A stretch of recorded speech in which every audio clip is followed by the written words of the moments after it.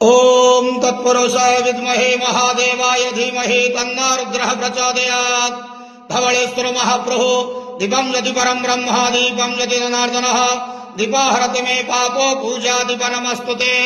बाबा धवळेश्वर महाप्रभु संसार सुखी रखंतु।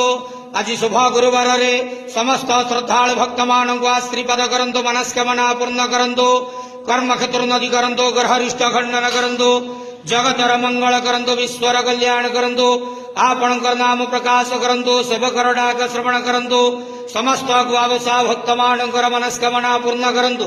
बाबा धवळेश्वराय नमो नमः। संसार सुखी रखंतु आनंद घेवार हरि बोलो।